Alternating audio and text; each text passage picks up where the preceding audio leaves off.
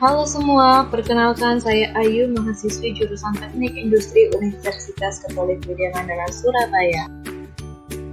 Kali ini saya akan membahas tentang inventory management.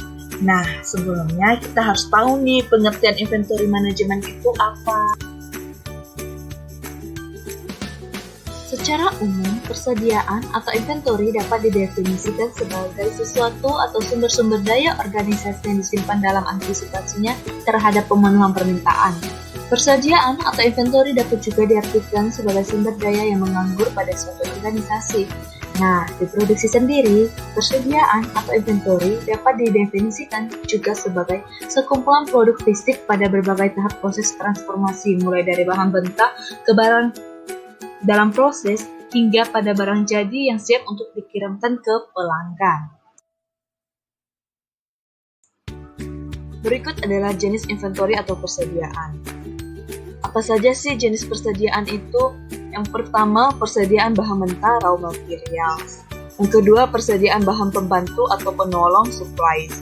Yang ketiga, persediaan barang dalam proses work in process. Keempat, persediaan komponen-komponen rakitan atau part komponen. Yang kelima, persediaan barang jadi finishing good. Selanjutnya, fungsi persediaan atau inventory. Beberapa fungsi pengendalian persediaan atau inventory diantaranya adalah sebatas berikut. Pertama itu sebagai penyangga proses produksi atau buffer sehingga proses operasi dapat berjalan terus. Yang kedua itu menetapkan jumlah barang yang harus disimpan sebagai sumber daya agar tetap ada. Yang ketiga, menghindari kekurangan atau kelebihan bahan. Yang keempat, mengurangi resiko perubahan harga akibat inflasi dan kenaikan harga dari pemasok. Berikutnya, saya akan menjelaskan tentang pengelompokan inventory atau persediaan.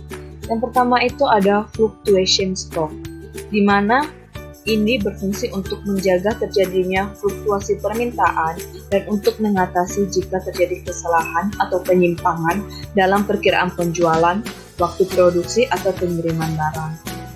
Yang kedua, anticipation stock, untuk menghadapi permintaan yang dapat diramalkan, misalnya musim permintaan tinggi atau sukar memperoleh bahan baku.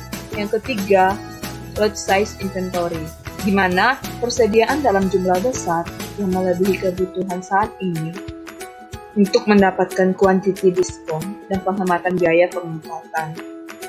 Yang keempat, pipeline inventory, di mana persediaan ini yang sedang dalam proses pengiriman dari tempat asal ke tempat di mana barang tersebut akan digunakan dan dapat memakan waktu beberapa hari atau minggu.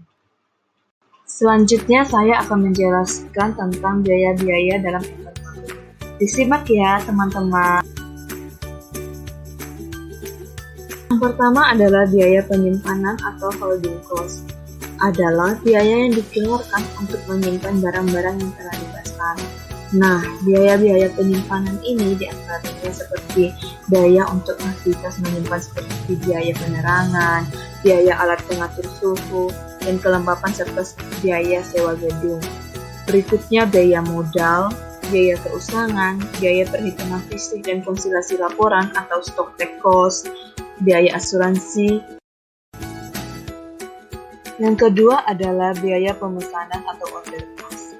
Adalah biaya-biaya yang berhubungan dengan kegiatan pemesanan barang, mulai dari penempatan pemesanan order hingga tersedianya barang tersebut.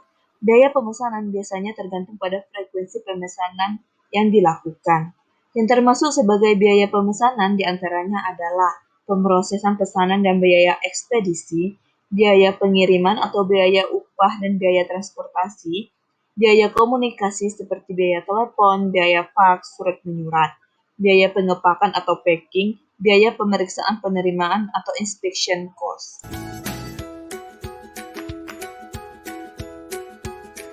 Sekian materi inventory management kali ini. Jangan lupa like, comment, share, and subscribe ya teman-teman. Terima kasih.